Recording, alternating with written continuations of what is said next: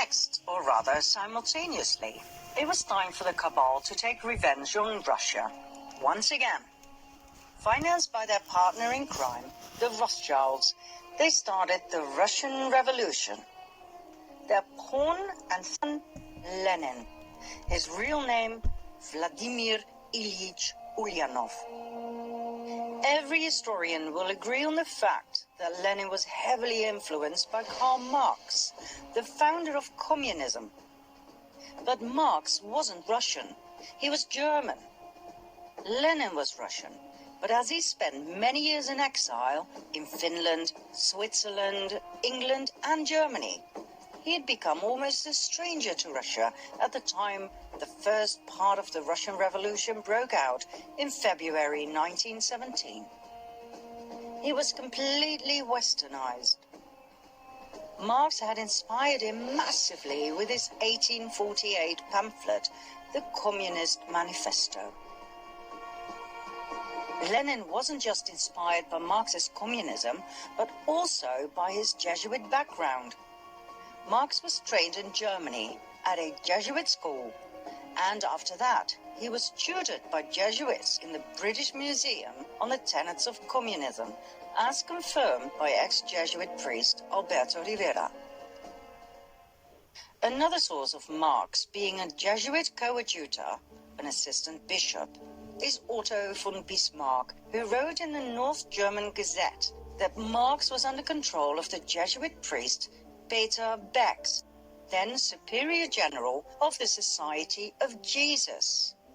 And there was more Jesuit influence on Lenin. His right-hand man, Felix Dzerzhinsky, who was the head of the Soviet secret police, was a great admirer of the Jesuits. Furthermore, Lenin formally readmitted the Jesuits into Russia in 1922, which is rather strange, as religion was prohibited at that time within communism. But then again, was it strange?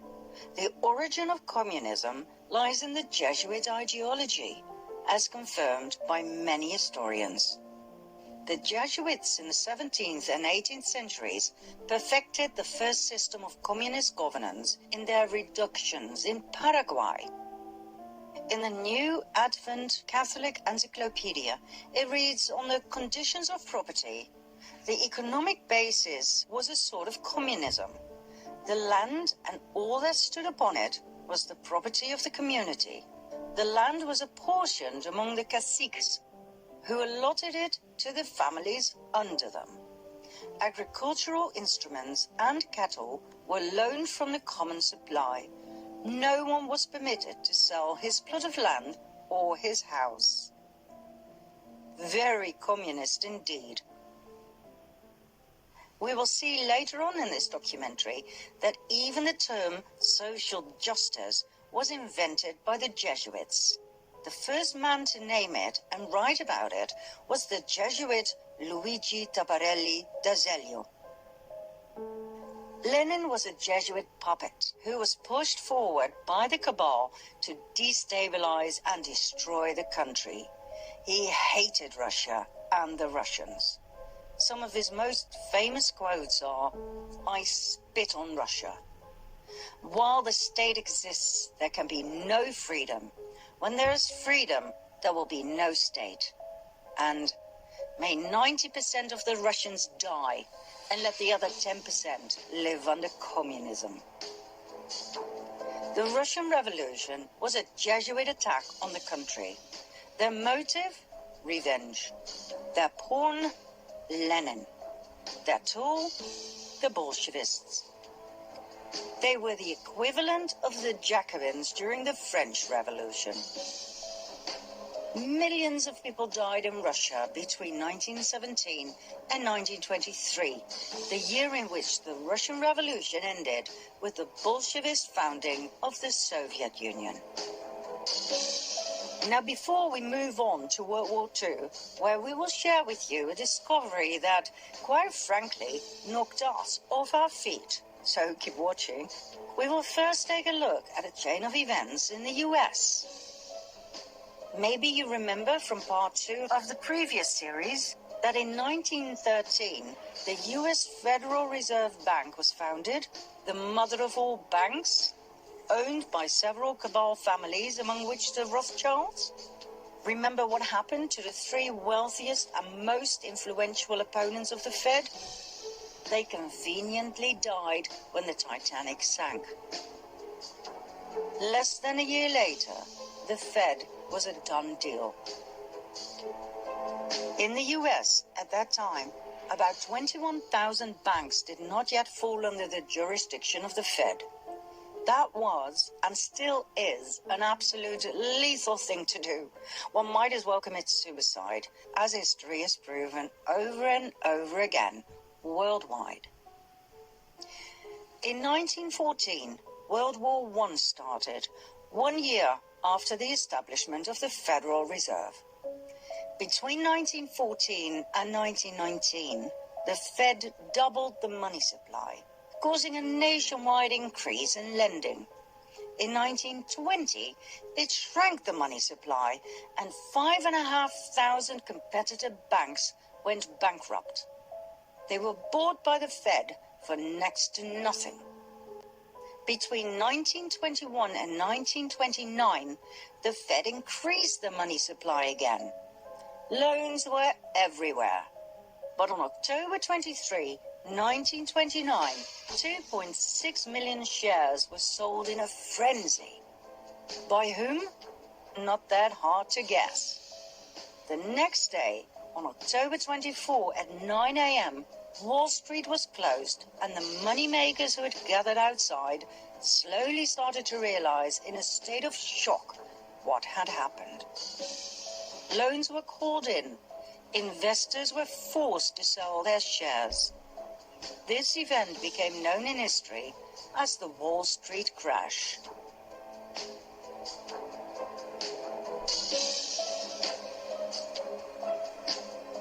The Wall Street crash brought the rest of the world on its knees too.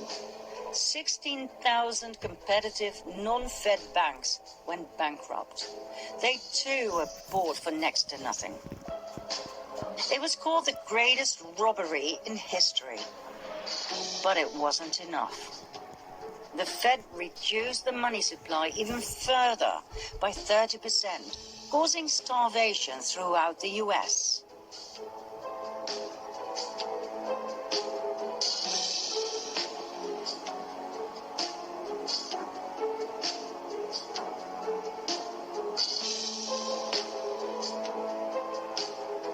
The Rothschilds had done what they had successfully been doing since the French Revolution, manipulating the stock market at the expense of the people to further increase their wealth and power. Congressman McFadden was so horrified he began impeachment proceedings against the bankers who owned the Federal Reserve. Like I said, he might as well have committed suicide straight away. He was poisoned at a banquet, and the impeachment was abandoned. One simply does not get in the way of the Khazarian cabal. 4 years after the Wall Street crash in 1933, on the pretext of getting out of the Depression, the banks persuaded the government to carry out a national gold seizure on penalty of imprisonment for 10 years. That's right. Under pressure of the Fed, President Roosevelt signed Executive Order 6102 to make the impoverished American people give up their gold. They had nothing left. With the gold standard gone, the cabal had no more limitations on how they could manipulate the money supply. This meant absolute dominance. On top of everything else, income tax was created in 1913 to cover the huge amounts of money the government was paying the Federal Reserve. Like we said in part 2 of the previous series, income tax is illegal. We were just never told. One of the dire consequences of the Wall Street crash was that the Fed called in all international loans. The country that was the worst affected was Germany. After World War I, the country had to pay reparations to the victims, for which it desperately needed the loans, as well as for rebuilding the country and the economy. When the Fed called in their loans, the German economy collapsed. The country dived into a deep depression. That same winter, about 2 million people were unemployed. Less than 3 years later, that number had tripled, meaning a staggering unemployment rate of 40%. The government's expenses to support these people went through the roof. The Chancellor cancelled unemployment support in a desperate move, which made things even worse. More chancellors came and went. Nobody knew what to do with this mess. People were losing faith in democracy. Music to the ears of the cabal, and sought help from extreme left, the communists, or extreme right, the Nazis. In January 1933, Hitler became Chancellor of Germany. Although he had a majority of seats in Parliament, he did not have the absolute power he desired. Conveniently, only 4 weeks later, the Reichstag, home of the German parliament in Berlin, was set on fire, allegedly by communists. Hitler used the event to persuade President Hindenburg to pass an emergency act restricting personal liberty. The act abolished freedom of speech, assembly, privacy, and the press. It abolished the right to own property and the right to trial before imprisonment. It legalized phone tapping and interception of correspondence. The decree was used as the legal basis for the imprisonment of anyone considered to be opponents of the Nazis.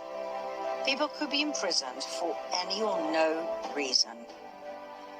That night, around 4,000 people were arrested, imprisoned, and tortured by the SA. Hitler was now able to imprison communist leaders, so his main opponent during the elections, the Communist Party, fell apart. Hitler's SA intimidated the rest of the opposition, after which he pushed through the Enabling Act that enabled him to make laws without the parliament's consent for the next 4 years. This gave Hitler absolute power. He then banned all political parties. Only the Nazi Party was allowed to exist. The final obstruction to absolute dictatorship was dealt with on June 30, 1934, called the Night of the Long Knives, when 400 SA members who were making demands were slaughtered by Hitler's SS. 1.5 months later, Hitler was in absolute control of Germany. He had become the Führer, meaning he was president, chancellor, and head of the army. Members of the armed forces had to swear a personal oath of allegiance, not to Germany, but to Hitler, which is so Jesuit. Remember the oath of absolute subservience and obedience to the Supreme General? Who was Hitler, really? Hitler came from an interesting family. His mother was Clara Pölzl. His father was Alois Hitler. Alois's mother is where things get really interesting. Her name was Maria Anna Schiggelgruber. She was a simple peasant girl from a village called Stronens near Dollersheim. At the age of 42, still being single, she gave birth to Alois. At the time she conceived, September 1846, Maria lived in Vienna, where she worked as a servant for none other than Anselm Salomon von Rothschild. As soon as the family discovered her pregnancy, she was sent back home, where Alois was born. Maria refused to tell who the father was. It must have been someone with power, for she kept it a secret for the rest of her life and the father did not feel the need to marry her. When Alois was 5 years of age, Maria married Johann Georg Hitler. Even though many researchers believe he must have been Alois's biological father, he never acknowledged the boy as his own. It wasn't until Alois was 40 years old when he suddenly changed his surname from Schickelgruber to Hitler. Why wait so long if he was truly Hitler's son? That doesn't make sense at all. Alois married Clara Pölsel. It was his third marriage. They had 6 children, 4 of which died at a very young age. The only 2 surviving children were Adolf and his sister Paula. Nobody knows for sure who the biological father of Alois Hitler was. Several names have come forward. Leopold Frankenberger, Johann Nepomuk Hitler, Johann Georg Hitler's brother. But we found no real evidence for any of the above. They all seem to have been used as a decoy to take our attention away from Anselm Salomon von Rothschild. So, why do we believe it was Rothschild who impregnated Maria? Because of several indicators. First of all, 9 months before Alois's birth takes us to September 1836. According to the Rothschild archives in London, Maria worked as a maid for Anselm Salomon von Rothschild. Now there are 2 possible suspects of the rape of Maria. 1, Anselm, who was 33 years old at the time. 2, his father, Salomon Meyer von Rothschild, who was 72 at that time. Now the Rothschild archives contain handwritten correspondence between the son, Anselm, and the London Rothschild Bank, which proves he was in Vienna at the time of the conceived pregnancy. His father, on the other hand, was in Paris. That narrows it down, don't you think? Secondly, in 1876, when Alois was 40 years old, he suddenly inherited a large sum of money. From whom? There wasn't any money in the family. Anselm Salomon von Rothschild died a year and a half prior, the time needed to pass an estate through the probate court. It was the same time Alois suddenly changed his name to Hitler, remember? Was that just a coincidence, or was it a demand by the Rothschilds in order to receive the inheritance, so that he would not be traced back to the Rothschild bloodline? Now please bear in mind that officially the Rothschilds were Jewish. They were the Babylonian Khazars who converted to the Jewish faith under pressure of the Russian king. Call them fake Jews if you like, but to the outside world, Adolf Hitler's father was half Jewish. If this ever came to light, it would be one hell of a scandal. And so, all traces of the Führer Adolf Hitler leading to the Rothschilds had to be erased. In 1921, the Munich Post intercepted a pamphlet that circulated among the early members of Hitler's Nazi party, the NSDAP. The pamphlet's title was Adolf Hitler, Traitor. It dealt with the alleged Jewish blood in Hitler's veins. It accused Hitler of fronting for Jewish finances and for acting like a Jew himself. The Munich Post decided to publish the pamphlet. On the very day that Hitler became Chancellor, the Munich Post was ransacked and its editors and writers were sent off to concentration camps, where they were never heard from again. The Austrian Chancellor Dollfuss investigated Hitler's family origins on 2 occasions. The first investigation, published in 1932, determined that Hitler's father was illegitimate, born to a 42-year-old unmarried woman and an unknown father. The second investigation determined that Hitler's mother was employed as a domestic servant in the residence of Baron Rothschild of Vienna.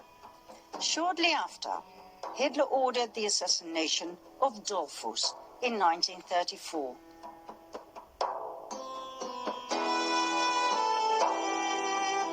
Adolf Hitler once told his nephew, William Patrick Hitler, These people must not know who I am.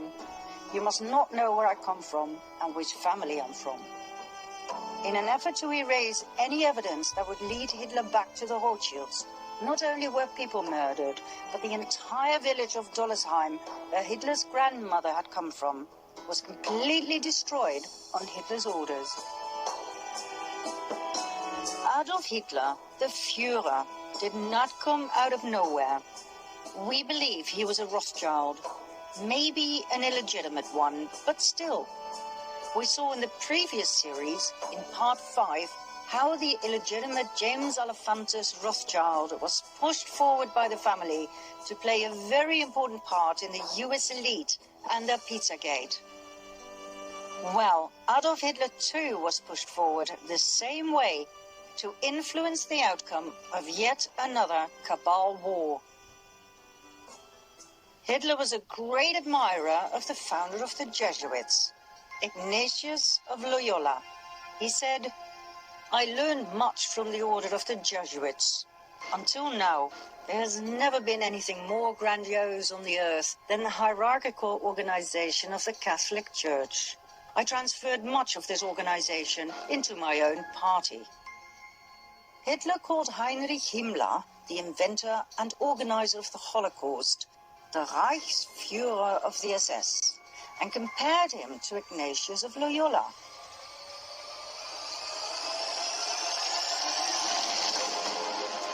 The SS organization has been constituted by Himmler according to the principles of the Jesuit order.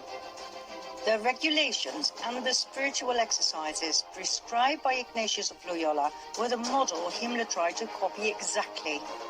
Himmler's title as Supreme Chief of the SS was to be the equivalent to the Jesuit general, and the whole structure and direction was a close imitation of the Catholic Church's hierarchical order. Absolute obedience was the supreme rule. Every order had to be executed without comment. Hitler presented himself as the solution to all problems. He offered jobs in the war and weapon industry. He got rid of everyone he blamed for Germany's problems. The Jews, the Gypsies, the Communists, the disabled, the homosexuals, and he confiscated all of their money. Hitler was supported by a highly efficient propaganda machine led by SSer Joseph Goebbels, who brainwashed the German people into believing that Hitler was some sort of a messiah and that the Jews were the cause of all evil. Well, we all know what happened. 85 million people died in World War II.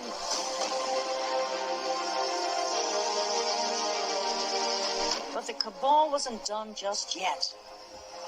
As you might know, in the aftermath of World War II, hundreds of thousands of Jews emigrated to the promised land of Israel. But did you know that this migration had already been planned by the cabal in 1917? 22 years before World War II even started, Palestine was given away, literally, by Arthur James Balfour, Foreign Secretary of the United Kingdom, on behalf of the British government. As if nothing more but a chess piece, a country with inhabitants was given away to, guess who? Lord Lionel Walter Rothschild.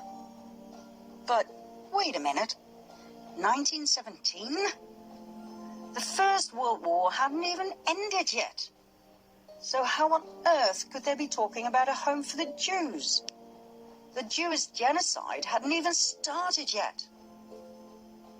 We're talking about the Balfour Declaration, signed by Balfour himself on the 2nd of November, 1917. Dear Lord Rothschild, I have much pleasure in conveying to you, on behalf of His Majesty's government, the following declaration of sympathy with Jewish Zionist aspirations, which has been submitted to and approved by the Cabinet. His Majesty's government view would favour the establishment in Palestine of a national home for the Jewish people and will use their best endeavours to facilitate the achievement of this object, it being clearly understood that nothing shall be done which may prejudice the civil and religious rights of existing non-Jewish communities in Palestine, or the rights and political status enjoyed by Jews in any other country. I should be grateful if you would bring this declaration to the knowledge of the Zionist Federation. Arthur James Balfour. Neither the Jews nor the Palestinians knew about this. It was yet another brilliant move of nothing but chess pieces by the cabal. What was presented as a benign action in favor of the Jews was, once again, a divide and conquer strategy. It could only end in yet another war, this time between Jews and Palestinians.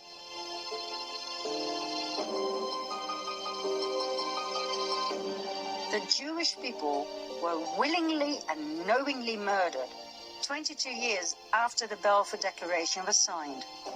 Why? Because the Rothschilds and the other cabal families had but one focus: Jerusalem. It's not by chance that so many family members have Solomon in their name. The Temple of Solomon, Temple Mount, and therefore the land of Israel was their main priority. We will soon tell you why and expose their deepest and darkest secret. For now, millions of Jewish people were sacrificed in order to get there. There were many more wars to follow, like the Vietnam War, the Cold War. All were instigated and financed on both sides by the cabal. That's how people across the world were kept in fear, paralyzed and poor, divided and subservient. Once you understand and see their strategy, you cannot unsee it. But the worst was yet to come, for times were changing and the cabal adapted their strategy as time went along. Key words in their everlasting plan to conquer the world: hatred, revenge, disdain. These three words were perfectly combined in one document, the Protocols of the Learned Elders of Zion.